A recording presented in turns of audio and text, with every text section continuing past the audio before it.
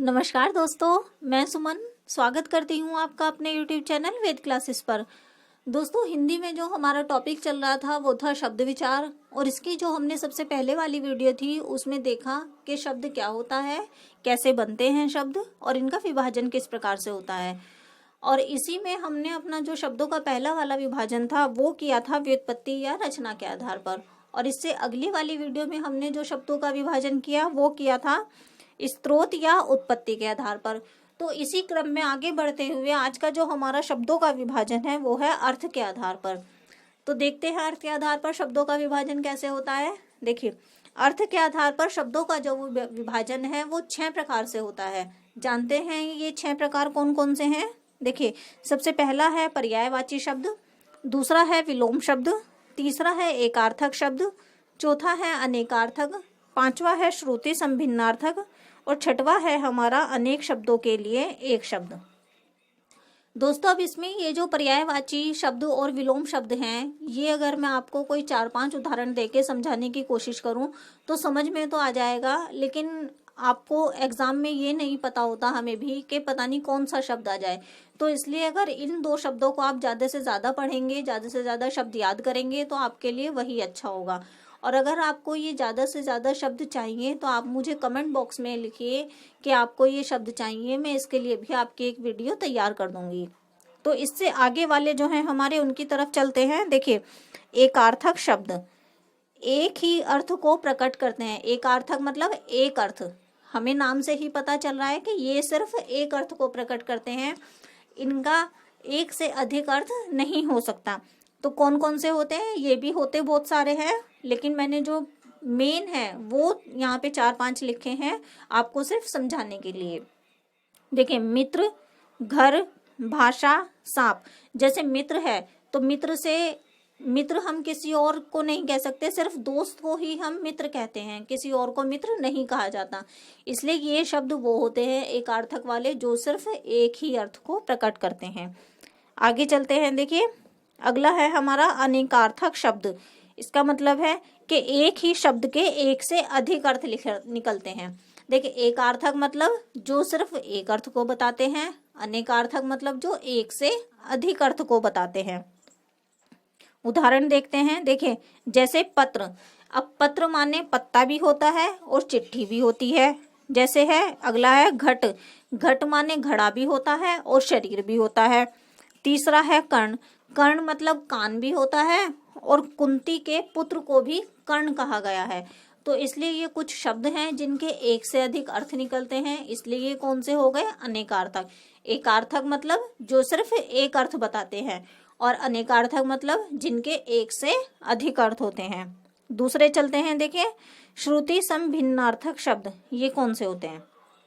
देखिए, जो सुनने में एक जैसे लगते हैं परंतु अर्थ भिन्न भिन्न होता है। देखिए, सुनने में तो ये शब्द एक जैसे लगते हैं लेकिन जो इनका अर्थ होता है वो भिन्न भिन्न होता है। देखिए, उदाहरण देखते हैं। जैसे अवधि। अवधि में अवधि जो है जिसपे छोटी की मात्रा है उसे बोलते हैं समय। और अवधि हमारी जो है वो एक बोली है, एक भाषा है।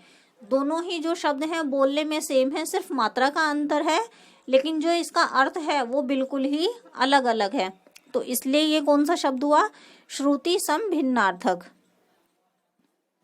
अगला देखते हैं। देखिए, अनेक शब्दों के लिए एक शब्द। जैसे भगवान विष्णु के उपासक को क्या कहा जाता है, वैष्णव। और भगवान शिव के उपासक को क्या कहा जाता है, शैव। मतलब एक वाक्य होता है लेकिन उसके लिए हम सिर्फ एक शब्द का प्रयोग करते हैं, तो वो होते हैं हमारे अनेक शब्दों के लिए एक शब्द। देखिए, अगला जो हमारा विभाजन है शब्दों का वो है व्याकरणिक प्रकार्य के आधार पर शब्दों का विभाजन। व्याकरणिक प्रकार्य मतलब व्याकरण में हम शब्दों को कितने प्रकार से इस्तेमाल करते हैं, इनका विभाजन कितने प्रकार से करते हैं। तो जानते हैं कितने आधार पर होता है, 2 प्रकार से। पहले शब्द होते हैं इसमें विकारी शब्द और दूसरे शब्द होते हैं इसमें अविकारी शब्द। सबसे पहले जानते हैं विकारी शब्दों के बारे में। देखिए, जो शब्द वाक्य में प्रयोग किए जाने पर वचन, लिंग, कारक, काल के अनुसार अपना रूप बदल देते हैं। मतलब जो विकारी शब्द होते हैं वो लिंग, वचन, काल आदि के आधार पर अपना रूप बदल लेते हैं, वो होते हैं हमारे विकारी। अब ये कौन कौन से होते हैं देखें, जैसे संज्ञा हुई, सर्वनाम, विशेषण, क्रिया, वचन, काल और लिंग। दोस्तों इसमें जो हमारे ये 4 टॉपिक हैं, जैसे संज्ञा, सर्वनाम, विशेषण और क्रिया, ये हम पूरे कर चुके हैं। अगर आपको ये देखना है तो आप हमारी पिछली वीडियो में जाकर देखिए। ये जो हमारे विकारी शब्द हैं इन्हें हम पढ़ चुके हैं। जो संज्ञा शब्द है, अगर आपसे कहीं पर पूछा जाए कि कैसी है, तो ये एक विकारी शब्द है। सर्वनाम भी विकारी है, विशेषण भी और क्रिया भी, क्योंकि इनमें लिंग, वचन और काल के अनुसार परिवर्तन होता है। दोस्तों दूसरा है हमारा अविकारी शब्द, जहां पर लिंग, वचन, काल व क्रिया के आधार पर कोई परिवर्तन नहीं होता, अविकारी शब्द कहलाते हैं। जैसे क्रिया विशेषण, संबंध बोधक, समुच्चय बोधक और विस्मयादि बोधक। दोस्तों ये जो 4 पॉइंट हैं, ये क्रिया विशेषण, संबंध बोधक, समुच्चय बोधक और विस्मयादि बोधक, ये हम अपनी अगली वीडियो में पढ़ेंगे, क्योंकि ये होते हैं हमारे अव्यय।